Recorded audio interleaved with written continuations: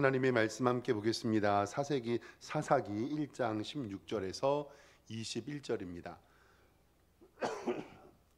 구약 성경 360쪽쯤에 있습니다. 사사기 1장 16절에서 21절까지 한 절씩 교독하고 마지막 절 함께 읽겠습니다. 사사기 1장 16절에서 21절입니다. 모세의 장인은 겐 사람이라 그의 자손이 유다 자손과 함께 종려나무 성읍에서 올라가서 아란 남방의 유다 황무지에 이르러 그 백성 중에 거주하니라. 유다가 그의 형제 시므온과 함께 가서 스밧에 거주하는 가나안 족속을 쳐서 그곳을 진멸하였으므로 그 성읍의 이름을 호르마라 하니라. 유다가 또 가사 및 그 지역과 아스글론 및 그 지역과 에글론 및 그 지역을 점령하였고, 여호와께서 유다와 함께 계셨으므로 그가 산지 주민을 쫓아냈으나 골짜기의 주민들은 철의 벙커가 있음으로 그들을 쫓아내지 못하였으며 그들이 모세가 명령한 대로 헤브론을 갈렙에게 주었더니 그가 거기서 안악의 세 아들을 쫓아내었고 예루살렘에 거주하는 여부스 족속을 쫓아내지 못하였으므로 여부스 족속이 베냐민 자손과 함께 오늘까지 예루살렘에 거주하니라. 아멘. 주보에 기록된 대로 우리 오른손 높이 들고 믿음의 고백 함께 선포하겠습니다. 나는 지으신 여호와께 복을 받는 자입니다. 아멘. 우리 옆에 있는 성도님들과 함께 인사하겠습니다. 좌우 돌아보시면서 주님의 이름으로 사랑합니다 인사하겠습니다. 네, 주님의 이름으로 사랑합니다. 오늘 예배 잘 오셨습니다. 하나님께서 오늘도 우리에게 은혜 주심을 믿습니다.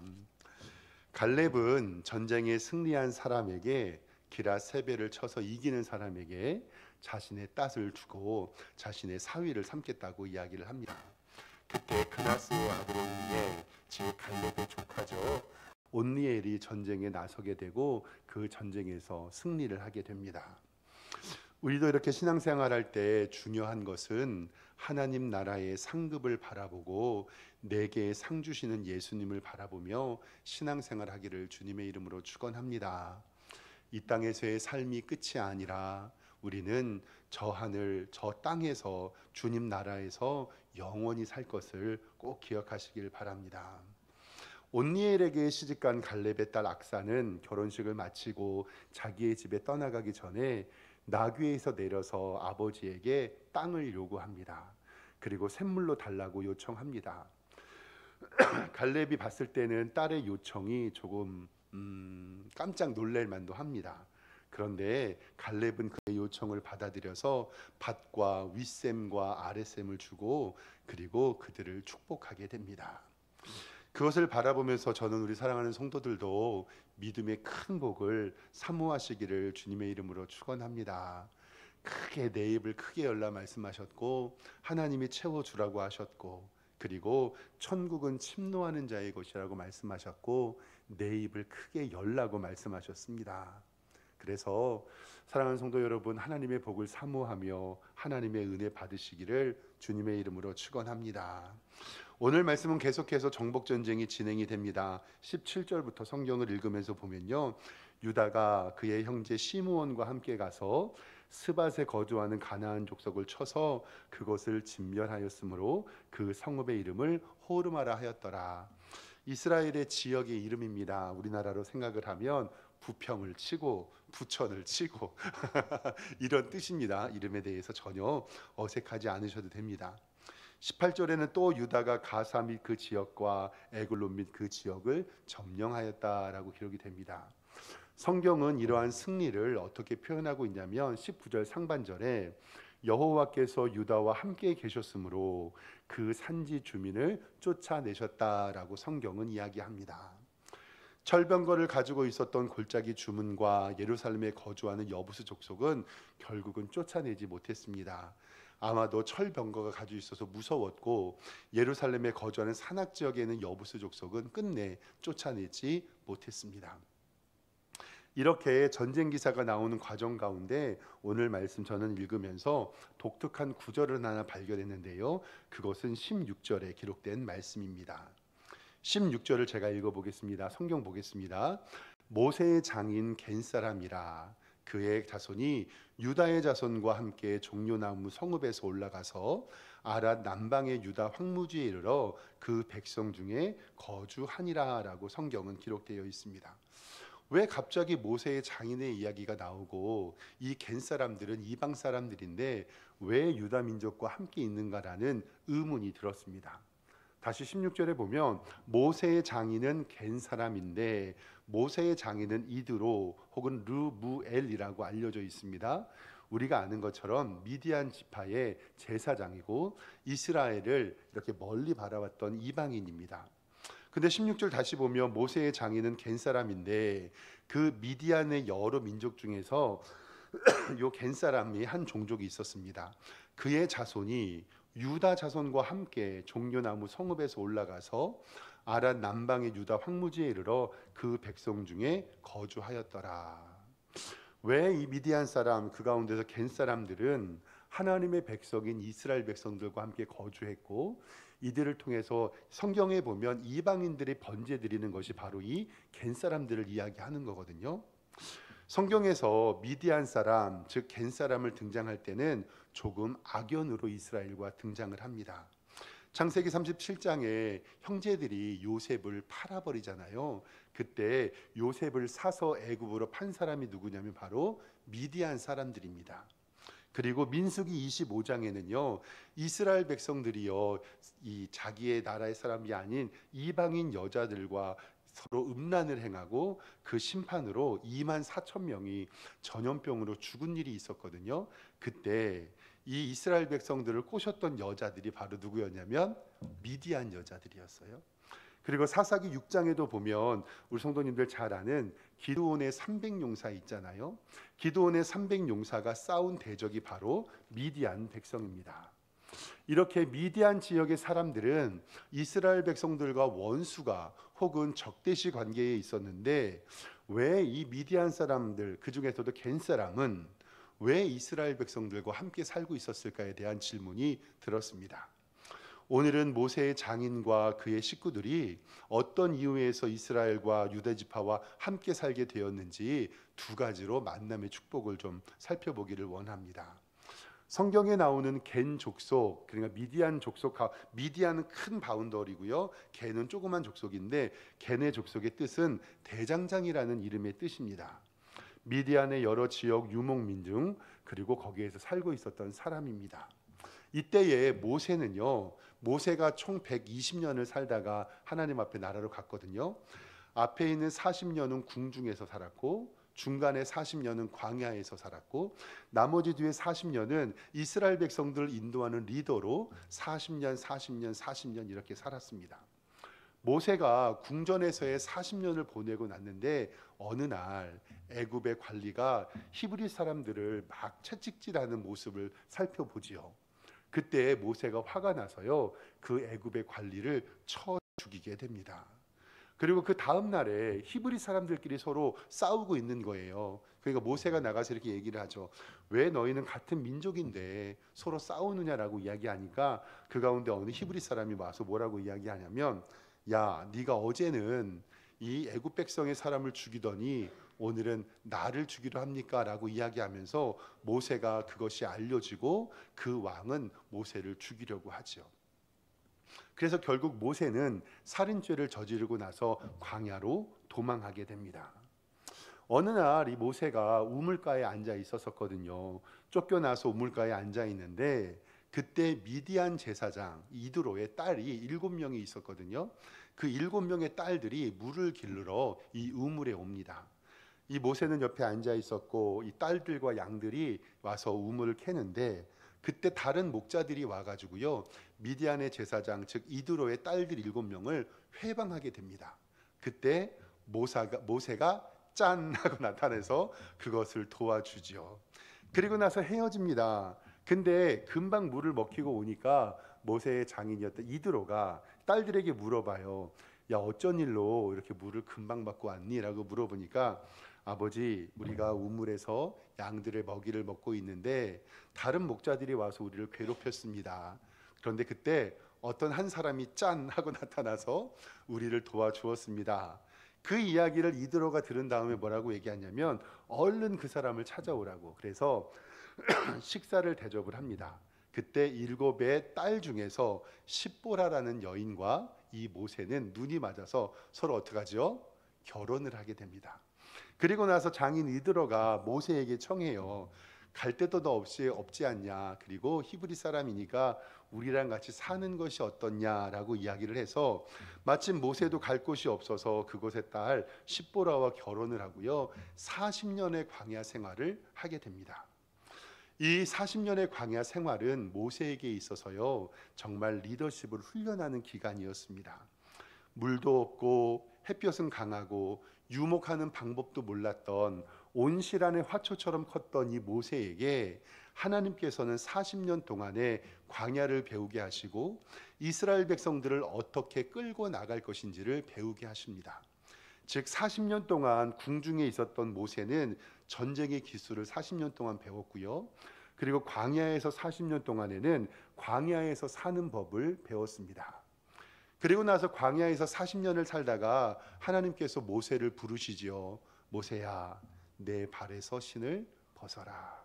그리고 너희 백성을 애굽에서 인도하여 내어 가나안 땅으로 가라라고 말하면서 이스라엘 백성들을 출애굽하여 이끌어내기 시작을 합니다. 출애굽을 한 다음에 그의 장인과 그 처가 식구들을 만나게 되는데요. 그리고 나서 가데스 바다에서 진을 치며 1년 동안 머물고 있다가 이제 다시 출발할 기회가 생깁니다. 그러니까 애굽에 있다가 광야로 나와 가지고 이드로와 그의 형제들을 만나게 되는데 그 말씀이 민수기 10장 29절에 기록되어 있습니다. 이때는 장막을 쳤다가 출발하는 과정의 이야기입니다. 보세요. 모세가 모세의 장인 미디안 사람 루엘의 아들 호밥에게 이르되, 그러니까 장인의 아들이니까 모세에게 있어서는 뭐가 되죠? 처남이 되는 겁니다. 처남 호밥에게 이르되 여호와께서 주마하신 곳으로 우리가 행진하나니 우리와 같이 동행하자. 그리하면 선대하리라. 여호와께서 이스라엘에게 복을 내리리라 하셨느니라. 호밥이 처남이죠. 그에게 이르되 나는 가지 아니하고 내 고향 내 친족에게로 가겠습니다라고 처음에는 거절을 합니다.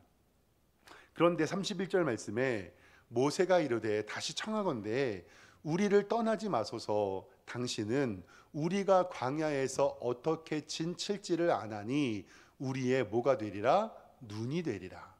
우리와 동행하면 여호와께서 우리에게 복을 내리시는 대로 우리도 당신에게 행하리이다 라고 이야기하는 거예요. 이제 출애굽을 해서 이스라엘 백성들이 광야 생활을 해야 되는데 모세가 보니까 자기의 처남이었던 이 호밥이 자기와 함께 있으면 도움이 될 것 같아요? 안 될 것 같아요? 될 것 같은 거예요. 그러니까 이 호밥에게 이르되 우리와 함께하고 광야에서 친히 우리의 눈이 되어 주십시오라고 부탁을 합니다. 모세가 자신의 처남을 설득해서 광야로 지나가는 땅으로 가는데 그 길에 눈이 되었다라고 이야기합니다. 그리고 하나님께서 복을 내리시는 대로 그들도 우리에게 복을 주시겠다고 약속을 합니다. 그러니까 그때부터 미디안의 아들 호밥 겐 사람들은 이스라엘 백성들과 함께 살게 되죠. 모세와 함께 있으면서 광야를 알게 되고 광야에 어느 쪽으로 가야 되는 것을 알게 주었습니다. 오늘 말씀을 바라보면서 겐 사람이 이렇게 이스라엘 백성들과 함께 있어서 복을 받은 이유를 오늘은 두 가지로 한번 생각해 보겠습니다. 첫 번째로 겐 사람이 그렇게 복을 받았던 이유는 하나님을 믿는 믿음이 있었습니다. 이방인들이었지만 하나님을 믿는 믿음이 있었습니다. 다른 미디안 사람들은 하나님을 믿지 않았습니다. 그러나 겐 사람들은 하나님을 믿었습니다. 이 하나님을 믿었던 겐 사람의 이야기는 사사시대와 통일왕조 시대에 그리고 남북시대에도 겐 사람들은 하나님을 굳게 믿으면서 이방인이지만 유다 족속들과 함께 사는 것을 보게 됩니다. 모세가 우리와 함께 갑시다라고 얘기했을 때 처음에는 안 간다 하겠지만 나중에 함께 갔던 것이 참 대단하게 느껴지는데요. 겐 족속을 바라보면서 이방인이었지만 하나님을 섬겼던 사람 중에서 오늘 말씀을 바라보면서 저는 라합이라는 인물이 생각이 났습니다. 우리 성도 여러분도 여호수아 강해를 바라보면서 여리고 성에서 기생의 일을 하면서 담당했던 라합을 아시지요? 큰 여리고 성 문 옆에서 자신의 몸을 팔아 사는 기생, 얼마나 천한 직업이었을까요? 그런데 정말 많은 사람들을 문 앞에서 만나고 40년 동안 광야 생활을 한 이스라엘 백성들의 이야기를 이 기생 라합은 듣게 됩니다. 그 이야기가 여호수아 2장 10절 말씀에 기록이 되어 있습니다. 보세요. 이건 라합이 두 정탐꾼에게 한 고백입니다.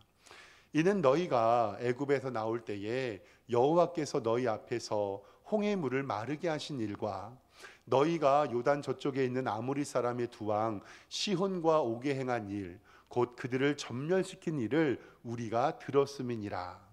11절에 우리가 듣자 곧 마음이 녹았고 너희로 말미암아 사람을 정신을 잃었나니 너희의 하나님 여호와는 위로는 하늘에서도 아래로는 땅에서도 하나님이시라.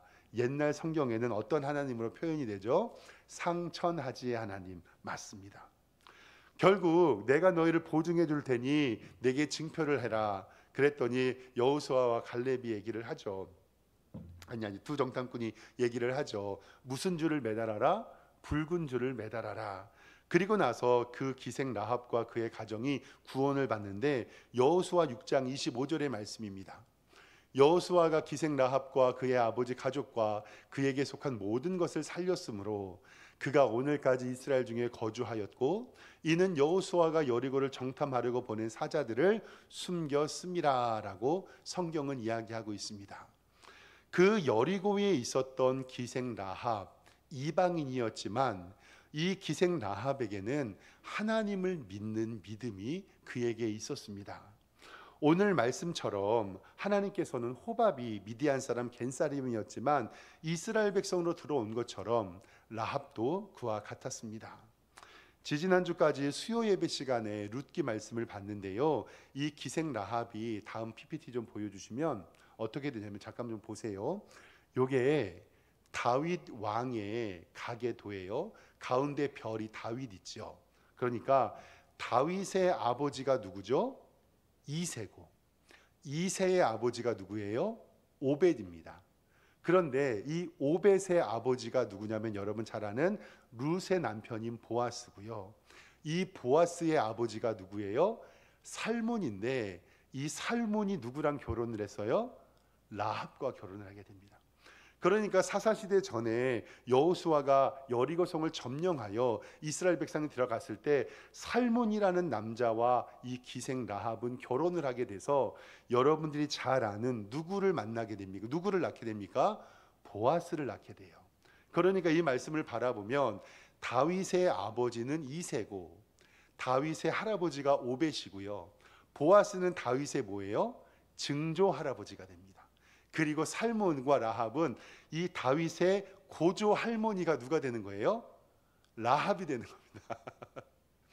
이 같은 기적을 통하여서 이방인이었던 라합은, 이방인이었던 룻은 하나님의 은혜로 예수 그리스도의 족보에 들어가는 은총을 얻게 되는 것입니다. 이렇게 이방인이어도 하나님을 믿는 믿음이 중요합니다. 제가 가끔씩 전도의 현장에서 사람들을 전도하면요, 사람들은 이렇게 얘기해요. 목사 양반, 진짜 남자를 모르는 여자가 임신한 게 당신은 믿어집니까? 이렇게 물어봐요. 진짜 예수님이라는 사람이 5천 명을 먹이시고 무리를 걸으시고 그리고 하나님과 함께했던 모세가 홍해가 갈라진 거 목사 양반 진짜 믿냐고. 그럼 제가 뭐라 그래요? 믿습니다. 근데 그분들은 이렇게 얘기하는 거예요. 자기는 아무리 믿으려고 해도 어떻게 남자를 모르는 처녀가 임신하여 아기를 낳았다는 게 나는 도무지 믿어질 수 없다고. 전도 현장에서 나와서 제 사무실에 가만히 앉아 있는데 저는 이게 감사한 거예요. 동정녀 탄생이 믿어지고 예수님의 십자가가 믿어지고 오병이어의 기적이 믿어지고 홍해바다가 갈라진 게 믿어지고.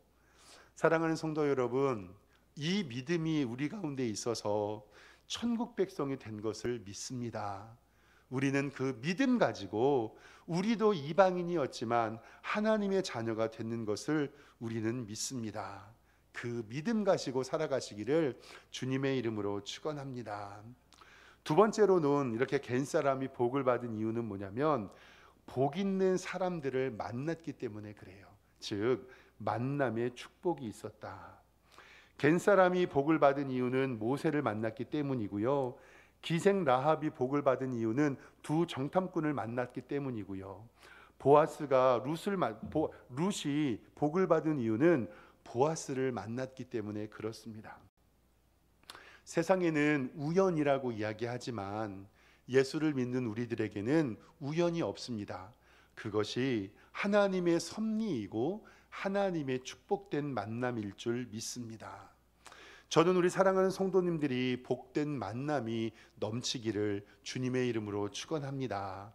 특별히 이 자리에서 예배드리는 우리 학생들, 좋은 스승과 좋은 목회자와 좋은 친구, 그리고 나아가서 좋은 배우자 만나기를 소망합니다. 왜냐하면 그 만남의 축복이 우리에게 얼마나 중요한지 모릅니다. 저는 우리 사랑하는 성도님들 만나서 축복된 목사가 되었고요. 우리 성도님들도 부족하지만 박 목사 만나서 축복된 줄 믿습니다. 할렐루야. 서로 위로합니다. 이렇게 우리가 함께 만남의 축복받기를 원하는데요. 제가 이제 중고등부 사역을 할 때 지금은 학폭이고 그래서 일을 거의 없는데 벌써 20년 전인데요. 그때는 뭐 좀 싸우기도 하고 그러면 파출소에 끌려가기도 하고 그럼 엄마 아빠 모시고 오라고 하는데 엄마 아빠가 직장 다니고 그러면 저를 이렇게 불러서 전도사님 저 지금 파출소에 끌려왔는데 어떡해요 도와주세요 이런 적이 있거든요. 그러면 얼른 그때 PC방에서 애들끼리 싸움이 일어났는데 좀 패거리들이 있었던 것 같아요. 지들끼리 싸우면 상관이 없는데 PC방에서 싸우다가 PC방의 물품 몇 개를 부러뜨렸어요. 모니터도 깨지고 컴퓨터도 깨지고. 그러니까 PC방 사장님이 얼른 112에 전화해가고 경찰이 왔어요. 10명 애들을 다 잡아다 놓고 여기 합의가 되면 경찰서로 안 넘기고 합의가 안 되면 얘네들을 경찰서에 넘긴다고 하더라고요. 저도 얼른 갔죠. 근데 거기에 있는 아이들이 용서하고 들으십시오. 제가 보기에는 다 어때 보였을까요? 다 껄렁껄렁하게 보여요. 정말 제가 보기에 껄렁껄렁하게 보입니다. 그래서 어디 가면 말도 잘 안 걸 것처럼 느껴지는데 그때 이제 문제를 수습하고 파손된 일로 갚기로 하고 애를 데리고 나오는데 그 어머니가 이제 파출소로 왔어요. 그때 모든 분들이 하는 말이 있어요. 뭐냐면 우리 애는 착한데 누구 잘못 만나서 그런다고. 아빠들이 와서 아이 당신 누구 난 저 교회 전도사입니다 그러면 우리 애는 이렇게 착한데 다 누구 잘못 만나서 그렇다고 친구 잘못 만나서 그렇다고 다 그 얘기를 한 거예요. 근데 그때 제가 보니까 유유상종이라고 다 똑같을까요? 다를까요? 똑같습니다. 세상 속담에도 어떤 사람을 알려면 누구를 봐라? 친구를 봐라라고 얘기합니다. 그것을 바라보면서 정말 나를 판단할 수 있는 기준이 내 주변에 어떤 사람들이 있는가라는 것을 잘 살펴보시기를 바랍니다.